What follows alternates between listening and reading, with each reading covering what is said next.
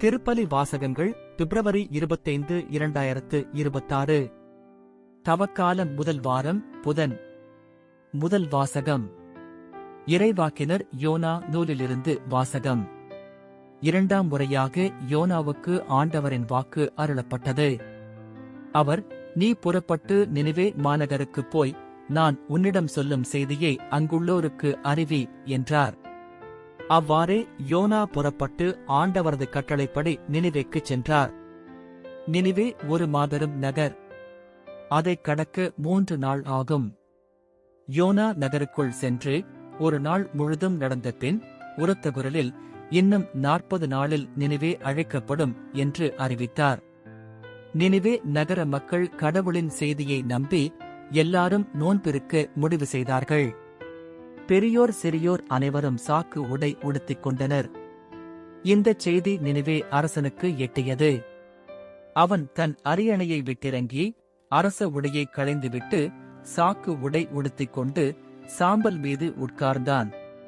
மேலும் அவன் ஓர் ஆணை பிறப்பித்து அதை நினிவே முழுதும் பறைசாற்றச் செய்தான்.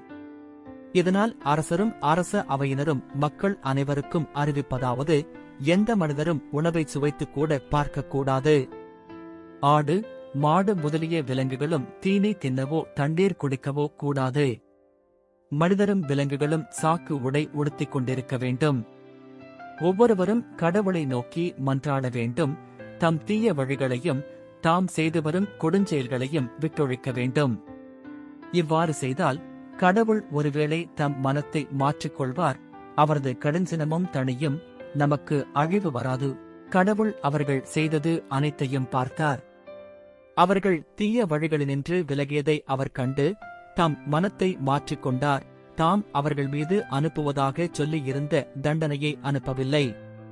ஆண்டவரின் அருள்வாக்கு. இறைவா உமக்கு நன்றி. பதிலுரை பாடல். பல்லவி. நொறுங்கிய உள்ளத்தை இறைவா நீர் அவமதிப்பதில்லை. கடவுளே, உமது பேரன்புக்கேற்ப எனக்கு இரங்கும். உமது அளவற்ற இரக்கத்திற்கேற்ப என் குற்றங்களைத் துடைத்தருளும். என் தீவினை முற்றிலும் நீங்கும்படி என்னை கழுவியருளும். என் பாவம் அற்றுப்போகும்படி என்னை தூய்மைப்படுத்தியருளும். பல்லவி. நொறுங்கிய உள்ளத்தை இறைவா நீர் அவமதிப்பதில்லை. கடவுளே, தூயதோர் உள்ளத்தை என்னுள்ளே படைத்தருளும். உறுதி தரும் ஆவியை, புதுப்பிக்கும் ஆவியை என்னுள்ளே உருவாக்கியருளும். உமது முன்னிலையிலிருந்து என்னை தள்ளிவிடாதேயும். உமது தூய ஆவியை என்னிடமிருந்து எடுத்துவிடாதேயும். பல்லவி. நொறுங்கிய உள்ளத்தை இறைவா நீர் அவமதிப்பதில்லை. ஏனெனில் பலியினால் உம்மை மகிழ்விக்க முடியாது. நான் எரிபலி செலுத்தினாலும் நீர் அதில் நாட்டங்கொள்வதில்லை. கடவுளுக்கேற்ற பலி நொறுங்கிய நெஞ்சமே. கடவுளே, நொறுங்கிய குற்றமுணர்ந்த உள்ளத்தை நீர் அவமதிப்பதில்லை. பல்லவி. நொறுங்கிய உள்ளத்தை இறைவா நீர் அவமதிப்பதில்லை.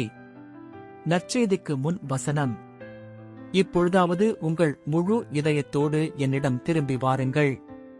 ஏனெனில் நாம் அருள் நிறைந்தவர், இரக்கம் மிக்கவர் என்கிறார் ஆண்டவர். நற்செய்தி வாசகம்.